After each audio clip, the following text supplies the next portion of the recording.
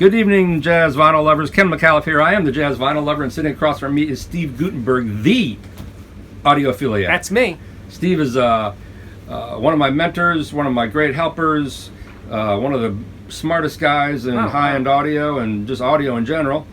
Steve writes for CNET, where he is the Audiophiliac. But more importantly, Yes. Steve has his own YouTube channel with 52,000 subscribers, where he is known as the Audiophiliac. The Audiophiliac Daily show. It's a I urge daily. You go every day. They're not long videos. Steve has a wealth of knowledge. I keep prodding Steve. He needs to write his book. Steve ran projectors on 42nd Street back in its heyday. In the 70s. Where you'd have to surround the projector in his booth with barbed wire and bombs and caissons, because who knows what was going down. It was a jungle out there. It was a jungle out there. So Steve's seen it all, and that's his book. Do you have a title of his book yet? Yeah, it's called The Man Upstairs. You know, up in the booth. Oh, that's so many references in that title. I know. But Steve I'm a has writer. I'm telling you, Steve has a SME turntable. What kind of cartridge do you have? I have a Audiophon Cadenza Blue. So Steve is no stranger to great high-end analog sound. Steve has the ability to see things from many different angles.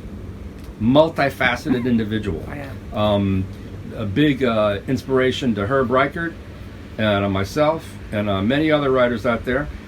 Steve turned me on to horn speakers, and Steve has a huge record collection. But he's what is it? Format agnostic, most likely is what you would call it. I am format agnostic. Right.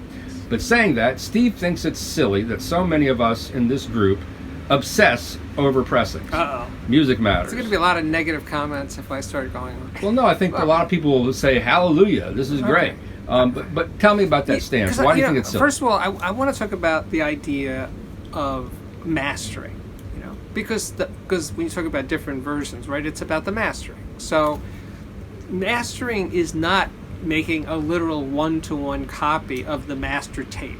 The mastering engineer is making aesthetic decisions about what the recording sounds like. They're not just copying the master and leaving everything, let's say, flat, right? They're going to sweeten it, they're going to mellow it, they're going to make it brighter, duller, more compression, less compression. They're going to screw around with it, right? That's what they get paid for. That's their job.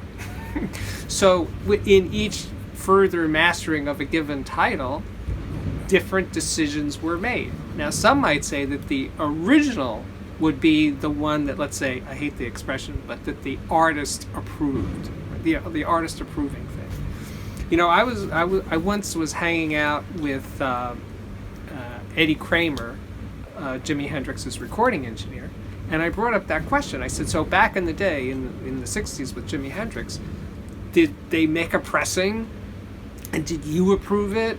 A test pressing, and did you approve it? And Jimi Hendrix approved it? He said, no, we didn't do it back then. The tape was done, and it went off, and we never had a word to say about it ever again. But I wonder when test pressings began. I don't think the test pressings were there for the artist approval thing. I think the artist approval comes later, later than that period. So Jimi Hendrix died in 1970, so right. Up to that time period, at least for major artists like Jimi Hendrix and a big deal recording engineer / producer like Eddie Kramer, test pressings were not part of the formula. And do you think it was also the fact that, I know particularly in jazz, they were performing all the time. There was so much jazz work in clubs, I didn't have in time bars. to go back and listen. Yeah, they were documenting that moment in time. Right. They weren't thinking so much about this preciousness of the way this... It wasn't precious. Right.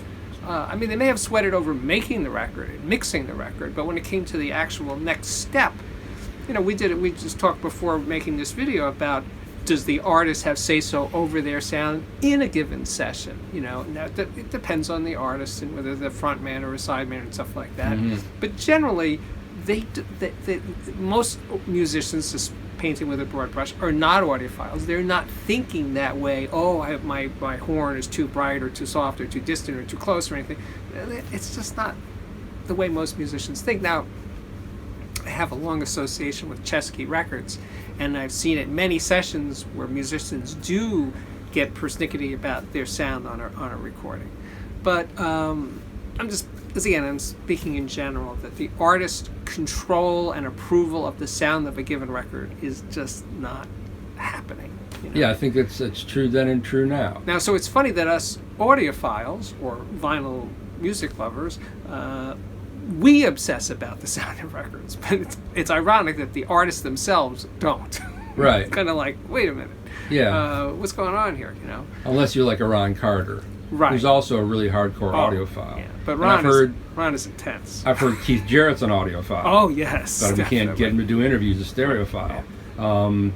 Kenny Washington is obviously an audiophile. I have a photo of him sitting in his room. You know, the walls are lined, and he's focusing on his Vandersteins. Right. But and don't forget Billy Drummond, who's got a system in every room in his house. The great including Billy the kitchen. Drummond. And you know, Billy's such a great musician, such a great drummer, such a great listener. And person. Yeah. Oh yeah, he's a nice person. Sweet man. Yeah, he's okay. Yeah, I can remember I did a roundtable interview once with, this is many years ago, with Ralph Peterson, Billy Drummond, Adam Nussbaum, Jeff Tain Watts, and back that was like 1990. Billy was like 12, and I didn't really know what I was doing. But we had the interview. But I remember crossing the street with Billy, and we were talking. And Kenny Washington was there. It was an unusual interview. Billy had a lot to say, and he's only gotten better as a drummer. He's one of the great jazz drummers. So tell me, for sound quality, what are some of your favorite jazz recordings, or just for any reason? Well, I wanted to talk about how I got into jazz. Okay, that's cool. So there used to be this thing called the Columbia House. It was like pay 1 penny and you got 10 records. I remember. I ripped them off many times. Right, yeah.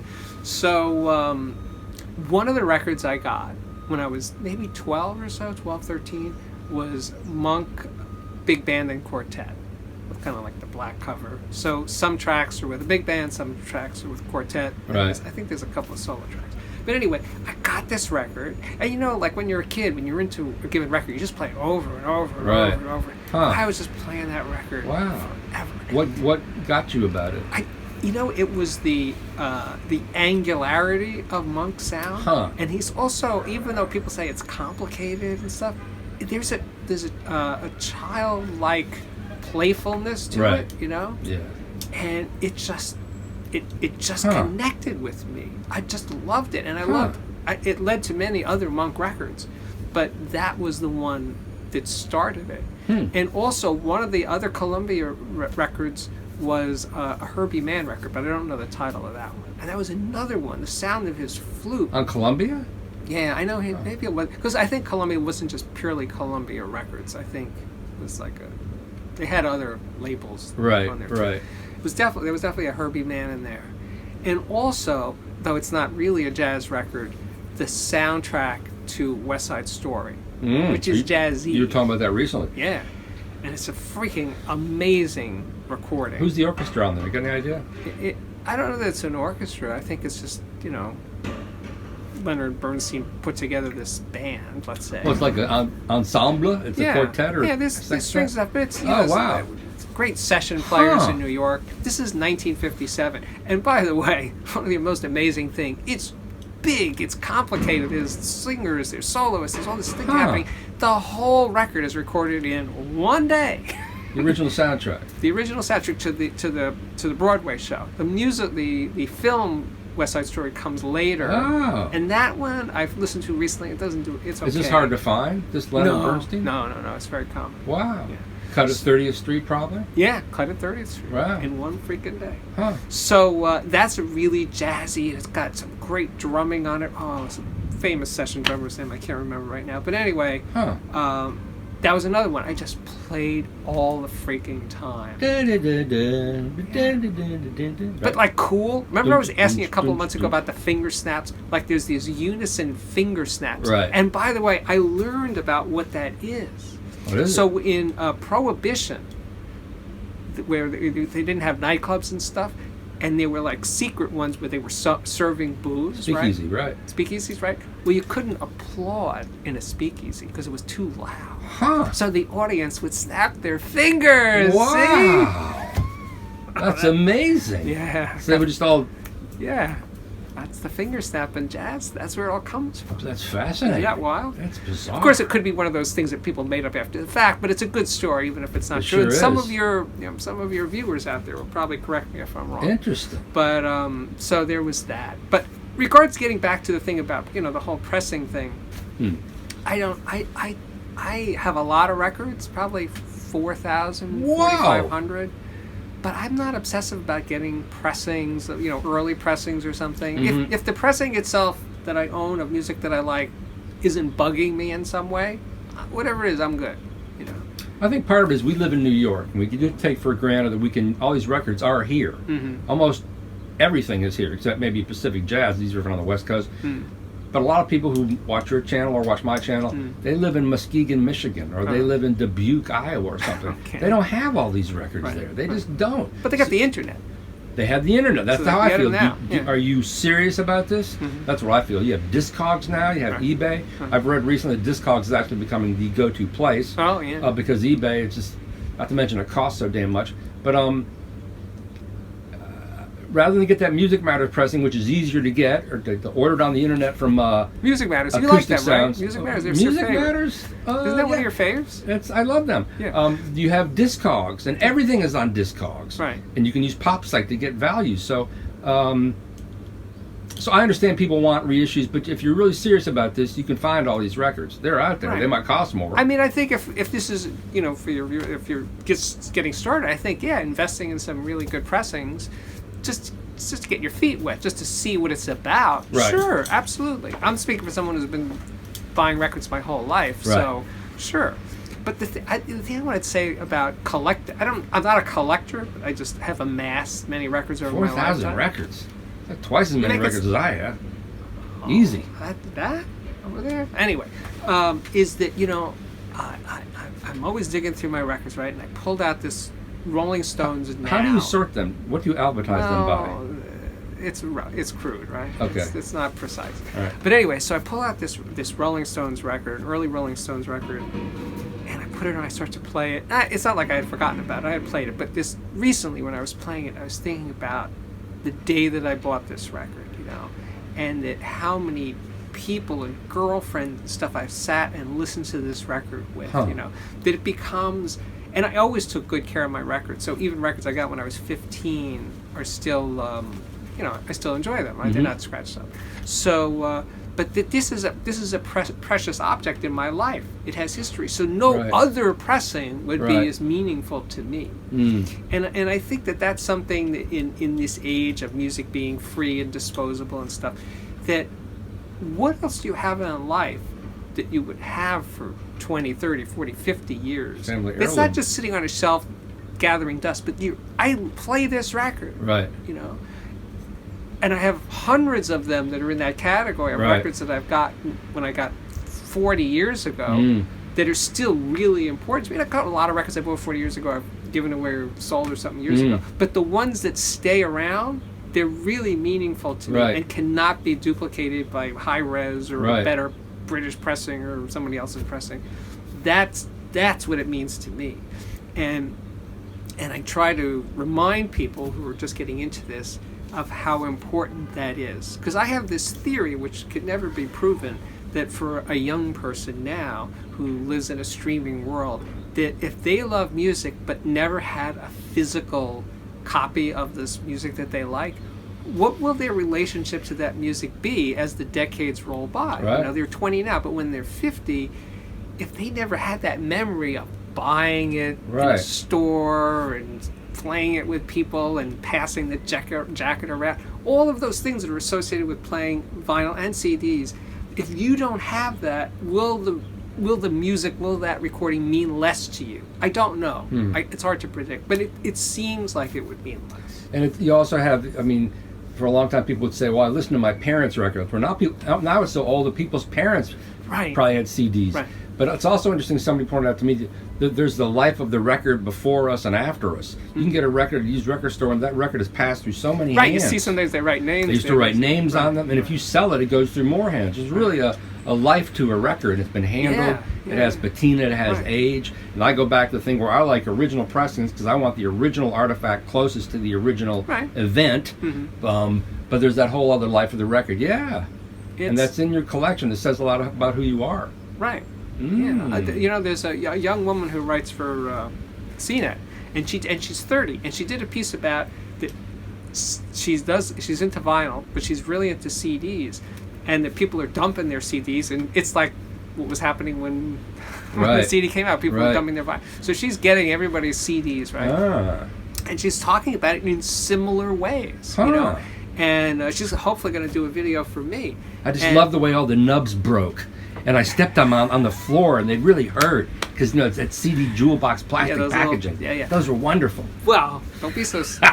But anyway, no, it's not just us old guys. I'm saying she's 30 and she's doing the same thing. And I interviewed a woman 10 years ago who got her parents' collection, and she gave me this great line. She said, and she grew up listening to this music as a small child. Right now she's at 40 or something, so she's hearing it again, right?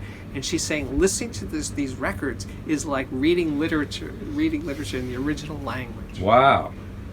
Whoa. But that's real, right? That music was recorded for vinyl. Right. Later, the CDs came, right? And since the 80s, music was recorded for CD. Right. Not streamed and not without a jacket or liner notes and everything, right? So the whole thing about original intent, if you want to use that, right, it gets blurry as decades go by. But if you're into a given artist or type of music, having it in a tangible physical format, I'd say, is a really important thing. Yeah, and I think that's what kids who grew up on MP3s are finally discovering. So do you think there will be a CD resurgence as we have now seen? Yeah, that's what this Really? woman was talking about. You Yeah. really think that? I'm not staking my life on it, Right. but I think I see it because once a title goes out of print, suddenly everybody wants it. Pay Right. more for it. Right. It's hard to get. It makes it more interesting. Even with like the Miles Davis CD box sets, which I have Yeah. most of them, Yeah, those things are all out of print. and they're worth. Their money's gone up. Yeah, because Even I want the On the Corner box set. Oh, and you're a fan of the Bitches Brew box set, aren't you? No, I have it that. around I have somewhere. that, but Right. I just love the On the Corner sessions, which I've streamed, so I know I've heard most of it. But someday I will buy the box because I just keep thinking about The it. CD or the LP? The CD. There's Yeah. an LP version of the box. I don't know if I'm the- have, but I probably have. I have all those. I was on their list back when they would send you all those. Yeah, things. me too. Yeah, right. Now But you for can get some them. reason, I didn't get that one. Now you can get them at Academy for exorbitant prices. $300 easily. Woo! Yeah. Woo! So Holy crap. Well, because they're out of print now. I want it, right? So which cartridge? You told me you have the. Audiophiliac Cadenza Blue. And what are the high points of the SME with the Audiophiliac Cadenza Blue? That's why did you settle on that outfit for playing vinyl? Well, the cartridges come and go, so I didn't settle on it. Right. The SME, I had a VPI Classic before this table, Yeah. and I wanted a table that felt solid, made by a real company that was going to be there, because I jokingly say, and will probably be true, this will be the last turntable I ever buy. Right. It feels really good. It looks beautiful. I mean, as you use turntables, you notice that some of them feel flimsy or the cueing's kind of weird and everything. Right. This table just feels good. It feels really good to use. Does that come with an arm? Well, it comes with your choice of SME arms, or I guess you could buy without an arm. And which arm do you But have? I have the basic arm, which is the 309. And what are that? Which has a detachable head shell, which was a mistake on my part, because the thing is, it's a detachable head shell, but you can't just put another head shell in, because then you'd have to line up everything. Because unlike normal turntables where you could align the cartridge in the head shell, an SME has just holes in the head shell. You have to move the arm back and forth at its base. Oh, wow. So you can't swap cartridges, Right. even though it has a detachable head shell. Right. Had I been thinking ahead about that, I would have bought an SME. And I may move up to an SME 5 at some point. And what did that cost, the arm with the turntable, back then? $10,000. Yeah, that's No, one of the great. It's not cheap, but it's so beautifully made. The Right. engine, they pride themselves. They make everything they make the screws are Wow. made by SME. The only things they don't make Wow. is the rubber belt. It's a belt drive, and the belts that are part of the rubber that's in the Crazy. that's in the suspension. But other than that, I think they make everything. They make and the other thing they admit that they don't make is the arm tube itself is cast magnesium. Wow. And they don't make that. But like, so 90% of the turntable is made completely in-house. What does that thing weigh? It ain't light. I think it weighs about 40 pounds. Wow. So it feels really good to use. You know, I once had I've owned many LP12s, but I had an LP12 with a name arrow, the unipivot arrow. Right. That didn't feel good. I hated playing records with that. Huh. As a matter of fact, Art Dudley mounted the arrow on my Lynn, and it's just so fiddly, and it doesn't have cueing, and just reaching over to cue. It was not good. And I managed, this was so awful, that I had a Vandenhall Frog cartridge, and when the record was over and I went to pick it up, I bumped it, and then it skid across the label, and then I went to grab it, and it dropped it, and I destroyed that cartridge. So at that point I said, and I was getting there anyway, that I was going to get rid of that arm. I said, it's stopping me from playing records, because it just crazy. makes me so uneasy to do it. That's horrible. So, and after that I went to a Graham arm on that Lynn. Well, finally, give some words of wisdom for our vinyl-obsessed audience across the globe. Yeah. What's Words today's of wisdom? Or what's today's question? You're the master of coming up with novel questions that maybe we should all think about. The ultimate cliche, but it's so true, is enjoy the music. But I've been through, you know, this is a huge part of my life, being an audiophile and then becoming and writing about it and stuff. And you can obsess about it, and you can burn out about it, and you can forget why you're doing this in the first place. Right. And I think when you're in that mode of being really obsessive, and you know that you're in that place, step away. Step away from the turntable, step away from the system. Right. Don't play it for 3 days or 5 days or something. Just don't play it. Give yourself a break, because that's not a healthy place to be. And it's also amazing how you can put together, and you're the king of this as well, an inexpensive, truly inexpensive system that could sound great. Yes, under $100. Do you believe that the more you pay, like I just finished reviewing a $10,000 turntable without the arm, the more money you pay, are you getting higher incremental value of component? No, it's not proportionate. No. Right, you're paying a lot more for little. Yeah, but I think you're buying you're buying a $10,000 turntable, not just because it sounds better, because of what it is, how it's made, how it feels to use, the craftsmanship that goes into it. Right. There's those, let's say, intangible reasons why you would buy a very expensive turntable. And by the way, most people that buy $10,000 turntables are rich. So to them, because, you know, when I sold hi-fi, it was a funny thing when people would walk through the store and they'd see all this expensive stuff and they'd say, "Oh my God, who buys this?" And I would say rich people. I said, but when I go to their homes, right, if they have a $50,000 hi-fi, the rug on the floor, the carpet, costs more than $50,000, and the paintings on the wall, and the chandelier in the room. Right. Owning a $50,000 hi-fi is not a big deal for the people who own $50,000. Right. I mean, there are some middle-class people that scrimp and save it over long periods of time and assemble expensive audio systems. But most people that buy a $10,000 turntable are pretty well off. They're not average. They're not school teachers in the public schools. And you're not average either, Steve. Steve, thanks so much for visiting us today here on our my YouTube channel, and you're the man. Okay. Please visit my site, my webpage. Hey, visit the Audiophiliac Daily Show on YouTube. That's Store it. near you. Thanks, Steve. All right.